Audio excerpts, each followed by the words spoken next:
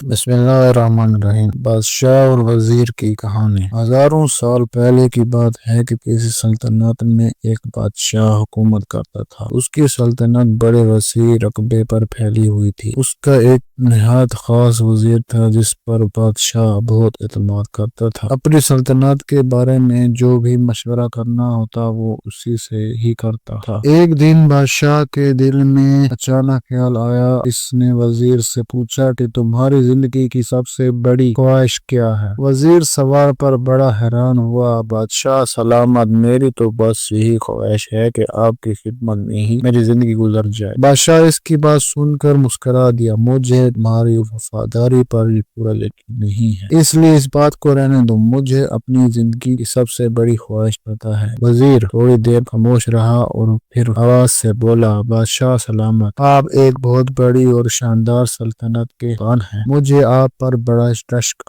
ہوتا ہے اور کبھی کبھی میں سوچتا ہوں کہ اگر میں آپ کی سلطنت کے صرف 10ویں حصے ہی کا مالک ہوتا تو کتنا خوش نصیب ہوتا۔ بادشاہ یہ بات سن کر دیکھتے ہی دیکھتے غصے سے بھڑک اٹھا۔ تم 10ویں حصے ہی کی بات کر رہے ہو؟ اگر میں اپنی آدھی سلطنت ہی تمہیں دے دوں تو کیسا رہے گا؟ وزیر یہ بات سن کر گھبرا گیا۔ بادشاہ سلامت، آپ تو ہمارے سلطنت ہیں، آپ تو ہمارے سلطان ہیں، آپ کے لیے تو ہماری جان بھی قربان ہے، یہ آپ کا کیا باتیں کر رہی ہیں؟ بادشاہ نے کہا، میں بالکل سنجیدہ ہوں۔ اگر تم آدھی سلطنت کے مالک بننا چاہتے ہو تو تمہیں میں ایک آزمائش سے گزارنا پڑے گا۔ بادشاہ نے منشی کو بلایا اور 2 فرمان جاری کر دیے۔ پہلا فرمان یہ تھا کہ میری آدھی سلطنت اس وزیر کے نام کر دی جائے اور دوسرا فرمان یہ تھا کہ اس وزیر کا سر قلم کر دیا جائے۔ وزیر یہ سب دیکھ کر پریشان ہو گیا۔ بادشاہ سلامت، مجھ پر رحم کرے، میں نے تو ساری زندگی آپ کی خدمت کی ہے، میں نے تو آپ کے کہنے پر اپنی خواہش بیان کی تھی، آپ مجھے یہ سزا کیوں دے رہی ہیں؟ بادشاہ نے کہا کہ میں تمہیں 29 دنوں کی مہلت دیتا ہوں۔ 29 دنوں میں تمہیں 3 سوالوں کے جواب تلاش کرنے ہیں۔ اگر تم کامیاب ہو گئے تو دوسرا فرمان یعنی موت کا فرمان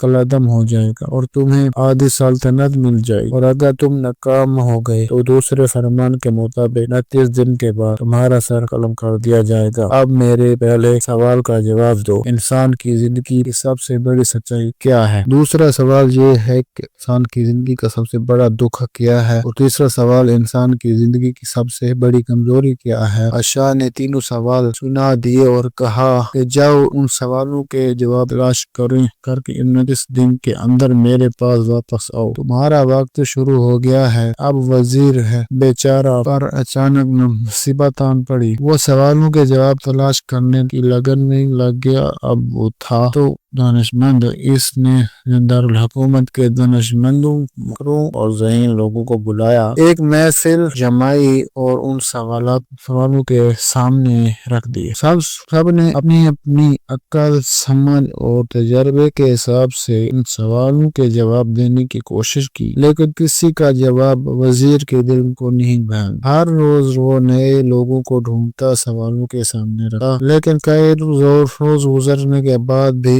وہ ایک سوال کا جواب بھی اپنی طور پر نہیں کر سکا تھا۔ جیسے جیسے وقت گزرتا جا رہا تھا اس کی پریشانی بڑھتی جا رہی تھی۔ موت کی تلوار اسے اپنی گردن پر لٹکتی ہوئی محسوس ہو رہی۔ جب دانشمندوں سے بات نہ بنی تو اس نے اپنا گھر بار چھوڑ کر کسی فقیر کے، کسی اللہ والے کی تلاش میں نکل پڑا۔ شاید کسی درویش کے پاس سے اس سے اپنی مشکل کا حل مل جائے۔ کئی دنوں تک وہ جنگلوں، پہاڑوں کی خاک چھانتا رہا، وادیوں میں گھومتا رہا، جہاں کہیں بھی اسے کسی بزرگ کی قابل معرفت انسان کا پتہ چلتا وہ اس کے پاس پہنچ جاتا، لیکن کوئی بھی اس کی مشکل حل نہ کر سکا۔ دن رات سفر کر کے اس کی حالت خراب ہو، وہ اپنی وزارت بھول چکا تھا، اس کی جوتیاں پھٹی، اس کے پاؤں میں چھالے پڑ گئے، داڑھی بڑھ گئی تھی، بال بے ترتیب ہو گئے۔ اب وہ کہیں سے بھی وزیر نہیں لگتا تھا۔ 1 مہینہ کتنی جلدی گزر گیا، اسے پتہ بھی نہیں چلا۔ مہینے کے آخری رات اس نے واپسی واپسی کر رہا تھا، یقین ہو گیا تھا کہ آج اس کی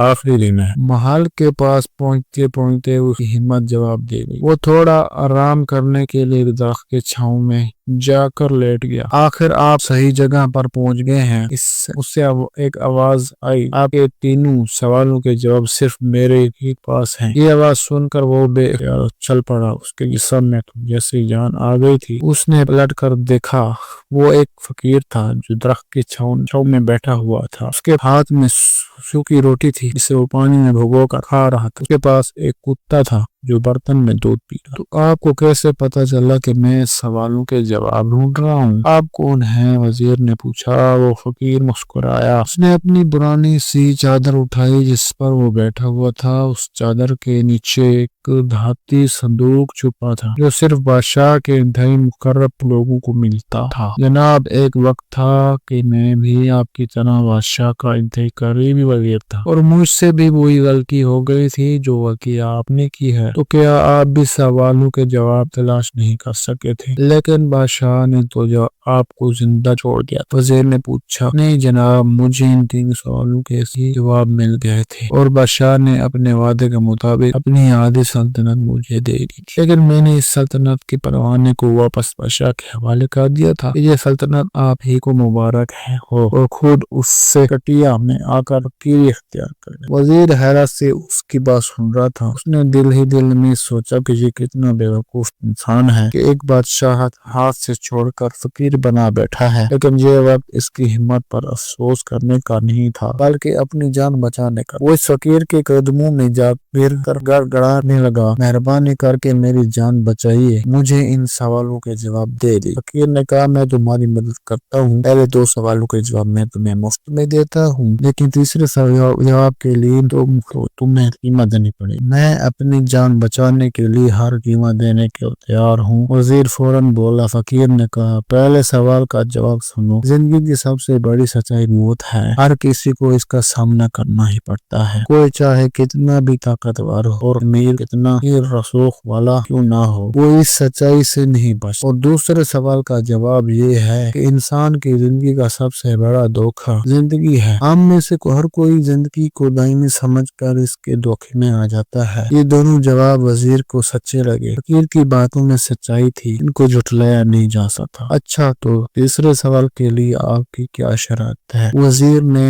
آہستہ آواز میں پوچھا۔ فقیر مسکراتے ہوئے کتے کے سامنے سے دودھ کا برتن ہٹایا اور وزیر کے سامنے رکھ دیا۔ تیسرے سوال کا جواب حاصل کرنے کے لیے تمہیں کتے کا بچہ ہوا یہ دودھ پینا پڑے گا۔ وزیر کے ماتھے پر پسینہ آ گیا۔ اس سے شبہ تھا کہ کتے کا بچہ ہوا دودھ پینا کتنا گھناؤنا ہوگا۔ اس نے نفرت سے دودھ کی طرف دیکھا اور پیچھے ہٹ گیا۔ فقیر اس کی حالت دیکھ کر مسکرانے لگا۔ تمہارے پاس اب 2 ہی راستے ہیں، وہ سامنے کا محل کا دروازہ تمہاری موت کا دروازہ ہے، جاؤ اور شاہی جلاد تمہارا سر تن سے جدا کر دے گا، لیکن اگر تم اب بھی جینا چاہتے ہو، آدھی سلطنت کے مالک بھی بننا چاہتے ہو، تو پھر تمہیں یہ دودھ پینا ہی پڑے گا، فیصلہ تمہارے ہاتھ میں ہے۔ وزیر سوچ میں پڑ گیا۔ ایک طرف اس کی جان اور آدھی سلطنت تھی، اور دوسری طرف اس کے نفس کی قربانی کتے کا بچہ ہوا دودھ تھا۔ دونوں کام بڑے مشکل تھے۔ کتنی ہی دیر وہ سوچتا رہا، آخر جان کی محبت جیت گئی اور عارضی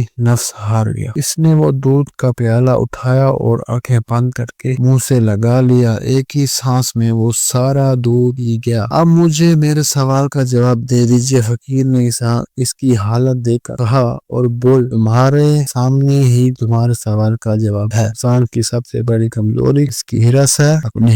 اپنے مطلب کے لیے وہ کچھ بھی کر سکتا ہے، کتے کا بچہ ہوا دودھ بھی پی سکتا ہے، اور یہی سچ ہے جس نے مجھے سلطنت کا پروانہ پا کر اس کٹیا میں بیٹھنے پر مجبور کر دیا۔ میں جان گیا تھا کہ جتنا بھی موت کو فراموش کرتا جاؤں گا اور زندگی کے دھوکے میں آتا جاؤں گا، اتنا ہی میں ہرس کی دلدل میں دھستا چلا جاؤں گا، اور مجھے روز اس دلدل میں سے نکلنے کے لیے ہرس کا گھناؤنا پیالہ بھی پینا پڑے گا۔ تم بھی اگر زندگی کی ان بنیادی حقیقتوں کو جان لو گے تو تمہاری زندگی بھی اچھی گزرے گی۔ وزیر شرمندگی کی حالت میں فقیر کی کٹیا سے باہر نکلا اور بادشاہ کے محل کی طرف بڑھا۔ فقیر کی باتیں سن اس کے ذہن میں گونج رہی تھی۔ اپنے نفس کی قربانی دے کر اسے اپنے گھمنڈ پر بہت احسان ہو رہا تھا۔ اسے لگتا تھا کہ اس نے کوئی بہت بڑا جرم کیا ہے۔ اسے اپنی ذات سے نفرت ہونے لگی تھی۔